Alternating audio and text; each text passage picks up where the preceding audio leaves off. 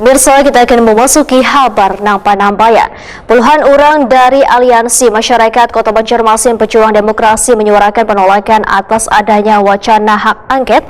Mereka menyuarakan aspirasinya di tengah guyuran hujan di halaman gedung DPRD Provinsi Kalimantan Selatan, Jalan Lambung Mangkurat, Banjarmasin Tengah. Jalan Kamarian, Senin 1 April 2024. Puluhan orang dari Aliansi Masyarakat Kota Banjarmasin Pejuang Demokrasi menyuarakan penolakan atas adanya wacana hak angket. Mereka menyuarakan aspirasinya di tengah guyuran hujan di halaman gedung DPRD Provinsi Kalimantan Selatan, Jalan Lambung Mangkurat, Banjarmasin Tengah, Jalan Kamarian, Senin 1 April 2024. Bahkan sekarang, permohonan gugatan ke MK sudah dilaksanakan. Silakan. Kami pelajari bahwa sesungguhnya permohonan itu tidak substansi. Ini yang dibangun, yang dikembangkan, menyudutkan.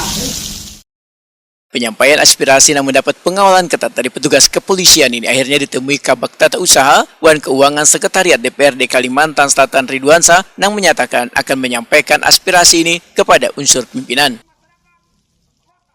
Yang terlibat dalam pengamanan dalam akhir kepada hari ini yang kami hormati.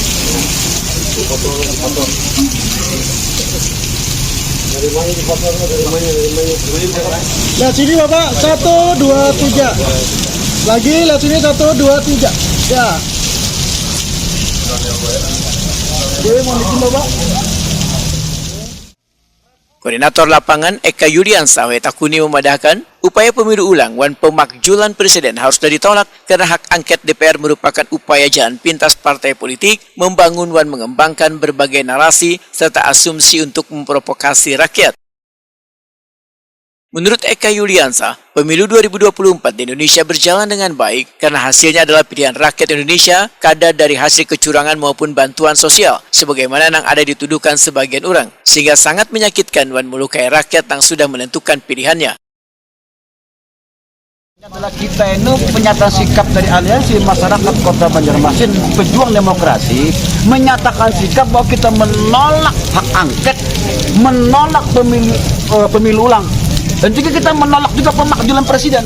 Karena kita anggap hak angket itu adalah jalan pintas partai-partai politik dengan mudah untuk mengembangkan dan membangun narasi-narasi dengan tujuan dan opini yang ada di masyarakat itu seolah-olah pemilihan presiden yang dilakukan hari ini di pemilu ini yang sudah menjadi pilihan rakyat itu seolah-olah hasil dari kecurangan.